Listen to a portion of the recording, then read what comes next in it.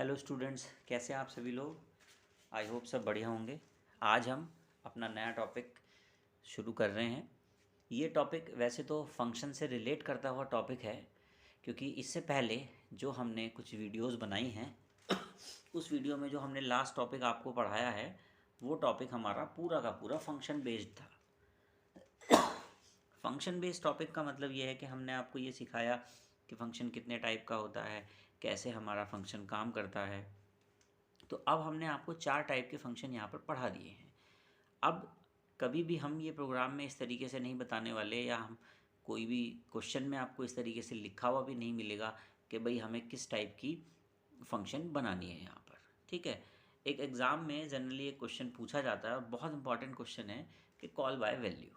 ठीक है, call by value की अगर मैं बात करूँ कि कॉल बाय वैल्यू होता क्या है, तो आप कुछ इस तरीके से आप एक छोटा सा जर्नल लाइफ का एक एग्जाम्पल लेके समझेंगे।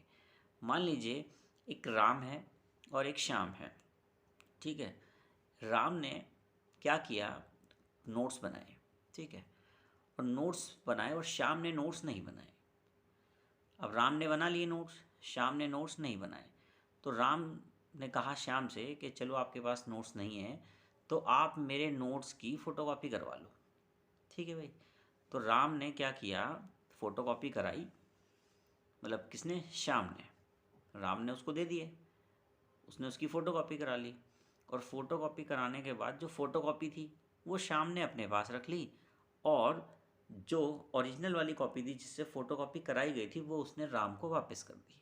ठीक है, यहाँ तक इतनी बात आपको समझ में आ गई। अब क्या हुआ, श्याम ने पढ़ते हुए, वो क्या पढ़ रहा है, श्याम राम के नोट्स पढ़ रहा है। ठीक है, और कौन से नोट्स पढ़ रहा है, जिसको वो कॉपी करा के लेके आया था। तो श्याम ने क्या किया, पढ़ते हुए नोट्स में कुछ चेंजेस कर दिया। समझ रहे हैं, पढ़ते हुए उसने क्या किया, कुछ चेंजेस कर दिया। अब चेंजेस करने के बाद आप मुझे ये बताइए कि जब श्याम ने अपने नोट्स में चेंज किया तो क्या वो राम के नोट्स में चेंज हो जाएगा। बात को दोबारा समझिए।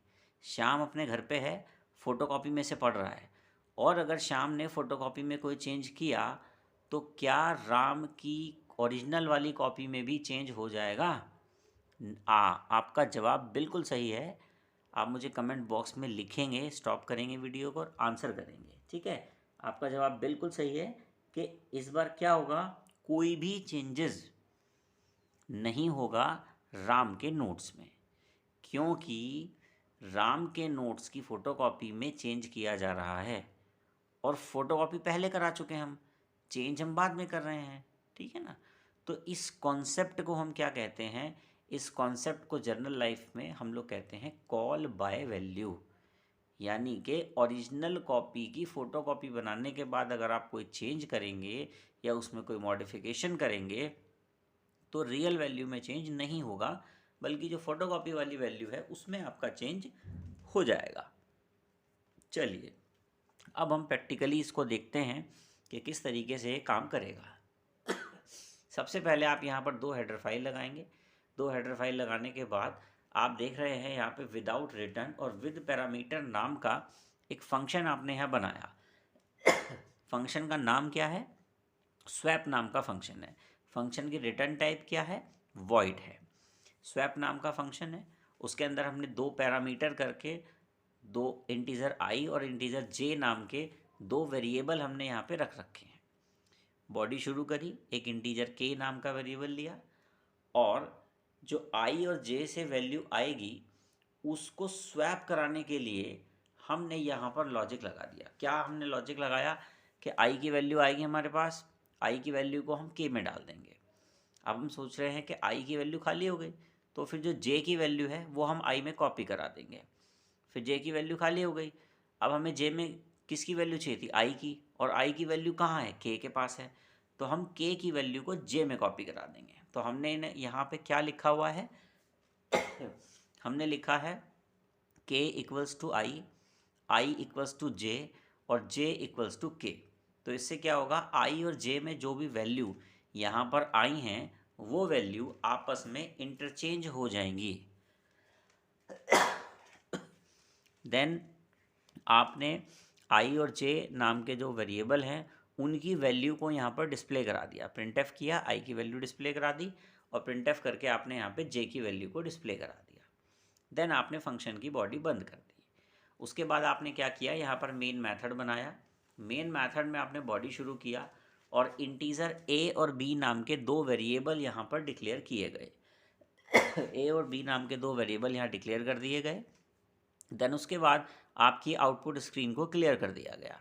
आउटपुट स्क्रीन को क्लियर करने के बाद ए और बी में हमने वैल्यू असाइन कर दी। ए में हमने 10 असाइन कर दिया और बी में हमने यहाँ पे 20 असाइन कर दिया। यानी कि दो वेरिएबल हैं, दोनों के अंदर हमने अच्छे से वैल्यू डाल दी। फिर हमने एक अपनी आउटपुट स्क्रीन पर मैसेज डिस्प्ले कराने के लिए एक प्रिंटफ स्टेटमेंट डाला। उस प्रिंटफ स्टेटमेंट में हमने लिखा, इन्वर्टेड कॉमा में लिखा है बिफोर स्वैप, यानी कि स्वैपिंग करने से पहले आपकी वैल्यू क्या है वो वैल्यू हमें डिस्प्ले करवानी है। स्लैशन लगाया, उसके बाद कर्सर हमारा नीचे चला गया नेक्स्ट लाइन में। देन उसके बाद प्रिंटफ लिखा, फिर a इक्वल्स टू ए की वैल्यू डिस्प्ले करी। तो यहाँ पे क्या वैल्यू डिस्प्ले होगी, a की वैल्यू यहाँ पर 10 डिस्प्ले हो जाएगी। देन स्लैशन लगा हुआ है, कर्सर आगे की तरफ चला जाएगा।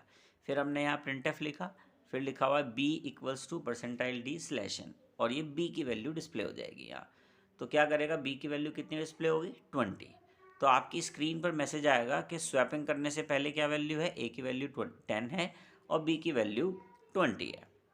देन आगे बढ़ेंगे। फिर हमने अपने स्वैप नाम के फंक्शन को कॉल किया। जैसे ही हमने अपने स्वैप नाम के फंक्शन को कॉल किया तो जो a की वैल्यू है वो 10 है और जो b की वैल्यू है वो 20 है। उसके बाद वो फंक्शन को कॉल करेंगे और a की वैल्यू i में कॉपी कर दी जाएगी और b की वैल्यू j में कॉपी कर दी जाएगी। ध्यान रखिएगा, a ने अपनी कार्बन कॉपी i को दे दी और b ने अपनी कार्बन कॉपी j को दे दी। तो a में क्या वैल्यू थी, 10 वैल्यू थी, तो i के पास कितना आ गया, 10 आ गया, और j में कितना वैल्यू था, 20। तो b में कितना वैल्यू था, 20, तो j में कितना आ गया, 20। अब i में 10 है और j में 20 है। ठीक है, हम दोबारा मेथड पर पहुंच गए हैं। फिर हमने मेथड की बॉडी शुरू करी। फिर हमने कहा इंट k नाम का वेरिएबल है। उसके बाद जैसे अभी मैंने आपको समझाया था कि भाई i की वैल्यू है 10, तो वो k में स्टोर हो जाएगी। ठीक, अब i खाली हो गया, मान लेते हैं कि i खाली हो जाता है, इक्वल्स टू j में कितना था, 20, तो 20 वैल्यू कहाँ पहुँच गई, i के पास पहुँच गई। अब j की वैल्यू हमने i को दे दी, तो j मान लेते हैं कि खाली हो गया। हमने लिखा j इक्वल्स टू k, तो जैसे ही लिखा j इक्वल्स टू k, तो k में कितना वैल्यू था, 10, तो 10 वैल्यू किस में पहुँच गया हमारा, j में पहुँच गया। देन अब हम यहाँ क्या करेंगे, i की वैल्यू को प्रिंट कराएंगे। देखिए i में क्या वैल्यू आई थी, 10, पर इस बार हमने स्वैप करा दिया और स्वैप कराने के बाद i की वैल्यू क्या डिस्प्ले होगी, 20। फिर j की वैल्यू डिस्प्ले कराएंगे। j की वैल्यू कितनी आई थी इस बार, 20 आई थी, और हमने उसको वैल्यू को स्वैप करा दिया, और स्वैप कराने के बाद j की वैल्यू यहाँ पर क्या हो जाएगी, 10 हो जाएगी। तो इसका मतलब ये हुआ कि हमारी जो हमने कार्बन कॉपी दी थी वो कार्बन कॉपी के हिसाब से क्या हो गया है, चेंज हो गया है। जो i में वैल्यू आई थी वो j में चली गई है और जो j में वैल्यू आई थी वो i में चली गई है। दोनों की वैल्यू को प्रिंट करेगा और हमारा कंपाइलर वापस हमारे मेन मेथड पर पहुंच जाएगा। देन उसके बाद वो नेक्स्ट लाइन पे पहुंचेगा, वहाँ पर देखेगा प्रिंटफ लिखा हुआ है और उसमें मैसेज दे रखा है कि आफ्टर स्वैप। वो कह रहा है कि आफ्टर स्वैप द वैल्यू, कहने का मतलब है कि स्वैप करने के बाद हमारी क्या वैल्यू होगी। प्रिंटफ लिखेंगे, ए की वैल्यू डिस्प्ले कराई। तो अभी आपको ऐसा लग रहा होगा कि भाई ए की वैल्यू तो इंटरचेंज करा दी थी, पर ऐसा बिल्कुल नहीं है। यहाँ पर भी ए की वैल्यू 10 ही डिस्प्ले होगी और बी की वैल्यू यहाँ पर 20 डिस्प्ले होगी। हाँ, बिल्कुल सही कहा मैंने। बिफोर स्वैप ए की वैल्यू 10 है, बी की वैल्यू भी 10 है, और आफ्टर स्वैप भी ए की वैल्यू 10 ही रहेगी और बी की वैल्यू 20 ही रहेगी। इसका रीज़न ये है क्योंकि हमने ए की जो कार्बन कॉपी है वो हमने किसको दी थी, आई को, और बी की कार्बन कॉपी दी थी जे को। तो हमने क्या किया, कार्बन कॉपी के अंदर हमने यहाँ पे चेंज किया है, ना कि हमने अपनी ओरिजिनल वैल्यू में। तो ओरिजिनल वैल्यू हमारी चेंज नहीं होगी, क्योंकि ओरिजिनल वैल्यू चेंज इसलिए नहीं हो रही है, मैं बार बार रिपीट कर रहा हूँ, क्योंकि हमने कार्बन कॉपी आई और जे को दी थी और हमने आई और जे में स्वैप करा है, ना कि हमने ए और बी में स्वैप करा है। क्योंकि कार्बन कॉपी में अगर आप कोई चेंज करते हैं तो वो उसकी एक्चुअल वैल्यू के अंदर बिल्कुल भी नहीं होता। ठीक है, फिर आप क्या करेंगे, आप अपनी स्क्रीन को गेट करेंगे, आप अपनी स्क्रीन को यहाँ पर होल्ड करवा लेंगे, आपकी स्क्रीन होल्ड हो जाएगी। होल्ड होने के बाद जैसे ही आप एक सिंगल कैरेक्टर वहाँ पर डालेंगे तो गेट आपके सिंगल कैरेक्टर को रीड करेगा, और रीड करने के बाद आपकी स्क्रीन को होल्ड करवा के चला जाएगा। देन आप अपनी यहाँ पर बॉडी को क्लोज कर देंगे। उसके बाद आउटपुट स्क्रीन पर नज़र डालते हैं। देखिए, सबसे पहले आउटपुट स्क्रीन पर लिखा हुआ दिखाई देगा बिफोर स्वैप, फिर उसके बाद दिखाई देगा A=10 B=20। देखते हैं, A की वैल्यू 10 है, B की वैल्यू 20 है। उसके बाद हमने I की वैल्यू को प्रिंट किया था, हालांकि हमने I की जो वैल्यू थी वो 10 दी थी और J की वैल्यू दी थी 20, पर प्रिंटिंग में क्या होगा, हमने स्वैप कराने के बाद अपनी वैल्यू को यहाँ पे प्रिंट कराया है, तो यहाँ पे क्या होगा, I=20 आ जाएगा और J=10 आ जाएगा। इससे ये कन्फर्म हो गया कि आपने जो फोटोकॉपी दिया था, अगर कोई उसमें चेंजेस करता है तो फोटोकॉपी में चेंजेस हो जाएगा। ठीक है, उसके बाद मैसेज आएगा, लिखा हुआ नेक्स्ट लाइन में है आफ्टर स्वैप, यानी कि स्वैप का लॉजिक लगाने के बाद, स्वैप करने के बाद आपकी वैल्यू क्या डिस्प्ले यहाँ पर होगी, वैल्यू क्या डिस्प्ले होगी देखते हैं। सबसे पहले हमने लिखा फिर यहाँ आफ्टर स्वैप, आफ्टर स्वैप के बाद A=, क्या आएगा, 10। आप देख रहे हैं बिफोर स्वैप भी A में 10 था और आफ्टर स्वैप भी A में 10 है, और B में कितना है, 20। आप देख रहे हैं आफ्टर स्वैप A में 10 और B में 20। ठीक है, और बिफोर स्वैप भी A में 10 और B में 20। इस बात का मतलब है कि स्वैपिंग करने से पहले भी वैल्यू सेम थी, A और B की 10-20 ही थी, और आफ्टर स्वैप भी हमारी वैल्यू A में 10 है और B में 20 है। इसका मतलब ये हुआ कि हमारी वैल्यू स्वैपिंग का फंक्शन कॉल करने के बाद भी क्या नहीं हुई, हमारी वैल्यू चेंज नहीं हुई। और अगर ये हमारी वैल्यू चेंज नहीं हो रही है तो ये जो हमारा कॉन्सेप्ट है, ये हमारा कॉन्सेप्ट हमसे क्या कहता है, हमारा कॉन्सेप्ट कहता है कि ये कॉन्सेप्ट है कॉल बाय वैल्यू। ठीक है, फंक्शन के थ्रू हमने इसको बनाया है। किस टाइप के फंक्शन के थ्रू बनाया है, विदाउट रिटर्न और विद पैरामीटर टाइप के फंक्शन को हमने यहाँ पे बनाया है। फंक्शन का नाम हमने क्या रखा हुआ है, यहाँ पे फंक्शन का नाम हमने यहाँ पे अपना स्वैप रखा हुआ है। आपको एक बात का ध्यान रखना है, क्वेश्चन आपसे डायरेक्ट पूछा जाएगा कि कॉल बाय वैल्यू क्या होता है, तो आप झटपट फटाफट आराम से और बिल्कुल बढ़िया तरीके से ये क्वेश्चन आप अपने एग्ज़ाम में बना दीजिएगा। बिल्कुल आपको आंसर आपका एग्जैक्ट सही हो जाएगा और आपके नंबर भी कोई नहीं काट सकता। हाँ, जैसा कि मैंने आपको अपनी स्टार्टिंग में ही वीडियो में मैंने बता दिया था कि ये कॉन्सेप्ट क्या है, ये कॉल बाय वैल्यू का कॉन्सेप्ट है। ठीक है, आज के लिए इस वीडियो में इतना ही। फर्दर हम लोग आगे कंटिन्यू करेंगे। आप इसे अच्छे से अपनी नोटबुक में नोट करेंगे और प्रोग्राम का आउटपुट आप ज़रूर चेक कर लेंगे। एक चीज़ का आपको इसमें ध्यान रखना है, जैसे मैंने यहाँ पर A में 10 और B में 20 डायरेक्ट दे रखा है। ठीक है, अगर आप ये चाहते हैं कि मैं इनकी वैल्यू को यूज़र से लूँ तो आपको क्या करना है कि A=10, B=20, ये जो मैंने लिख रखी है इसको आप क्या करेंगे, कमेंट बना देंगे। ठीक है, कमेंट बनाने के बाद आप यहाँ पर कुछ लाइनें बढ़ाएंगे, जैसा कि आपको मैसेज देना पड़ता है। आपने लिखा printf, ब्रैकेट लगाया, इन्वर्टेड कॉमा के अंदर आपने मैसेज दिया enter the value equals to, inverted comma close किया, ब्रैकेट बंद किया, एंड ऑफ लाइन लगाया। उसके बाद आपने लिखा स्कैनf, ब्रैकेट ओपन किया, इन्वर्टेड कॉमा लगाया, परसेंटाइल D लगाया, इन्वर्टेड कॉमा क्लोज किया, कॉमा लगाया, और एंड यानी कि एड्रेस ऑपरेटर हम जिसको बोलते हैं वो लगाया, और उसके बाद लिखा A और ब्रैकेट बंद कर दिया और एंड ऑफ लाइन लगा दिया। इस बात का मतलब है कि हमने एक मैसेज दिया अपनी स्क्रीन पर एंटर द वैल्यू, और उसके बाद जो वैल्यू यूज़र ने वहाँ पर डाली वो हमने A में स्टोर करा ली। इसी तरीके से आप B के लिए भी यहाँ पर एक मैसेज देंगे। मैसेज में लिखेंगे printf, ब्रैकेट लगाएंगे, इन्वर्टेड कॉमा शुरू करेंगे और मैसेज दे देंगे enter the value equals to, inverted comma close, bracket बंद, एंड ऑफ लाइन।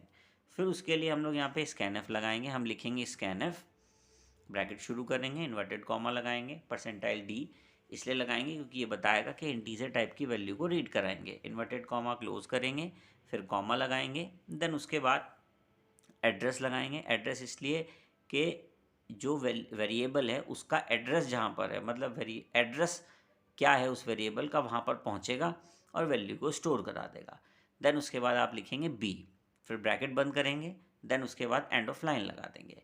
इससे क्या होगा, जब भी आप अपने प्रोग्राम को एग्जीक्यूट करेंगे तो सबसे पहले आउटपुट स्क्रीन पर लिखा हुआ मिलेगा ए एंटर द वैल्यू। ठीक है, क्या लिखा मिलेगा, एंटर द वैल्यू। फिर यूज़र ने मान लीजिए 5 डाल दिया, फिर दूसरा मैसेज आएगा एंटर द वैल्यू। इस बार सपोज करो यूज़र ने 4 डाल दिया, फिर एंटर प्रेस करते ही वो दिखाएगा ए की वैल्यू 5 है, बी की वैल्यू 4 है। ठीक है, ए की वैल्यू 5 और बी की वैल्यू 4। मैसेज आएगा बिफोर स्वैप ए की वैल्यू 5, बी की वैल्यू 4। फिर आई की वैल्यू क्या आएगी 4 और जे की वैल्यू क्या आएगी 5, यानी कि वैल्यू इंटरचेंज हो जाएगी। फिर आफ्टर स्वैप द वैल्यू, ए की वैल्यू जो बिफोर स्वैप 5 थी और बी की वैल्यू 4। ठीक है, इस तरीके से आपकी वैल्यू इंटरचेंज हो जाएगी। मेरा कहने का मतलब ये है, ऐसा बिल्कुल नहीं है कि आप लोग डायरेक्ट वैल्यू स्टोर करें, आप लोग रन टाइम पर भी यूज़र से वैल्यू ले सकते हैं। अगर आपको कंडीशन में या एग्ज़ाम में ये कहा जाता है कि आप यूज़र से वैल्यू लें, तो आपको इस बात का विशेष ध्यान रखना है। कभी कभी ऐसा भी हो जाता है, किसी भी फंक्शन को बनाते समय आपके प्रोग्राम में क्वेश्चन में ये दे दिया जाता है कि आपको अपने फंक्शन का नाम क्या रखना है और आपको अपने वेरिएबल्स का क्या नाम रखना है। तो अगर इस तरह की कोई कंडीशन एग्ज़ाम में दी जाती है तो आप उसका विशेष ध्यान रखेंगे। ठीक है, चलिए आज के लिए इस वीडियो में इतना ही। फर्दर हम लोग आगे कंटिन्यू करेंगे, और ये इम्पॉर्टेंट टॉपिक है, एग्ज़ाम में हमेशा पूछा जाता है। 7 साढ़े 7 नंबर का क्वेश्चन ये बनता ही बनता है। ठीक है बेटा, चलिए आप लोग इसको नोट करेंगे और एग्जीक्यूट करेंगे और देन इसका आउटपुट चेक करेंगे क्या आ रहा है, और जो जो चेंजेस मैंने आपको इसमें बताए हैं वो चेंजेस आप इसमें करेंगे। ठीक है, चलिए आज के लिए इतना ही। Thank you.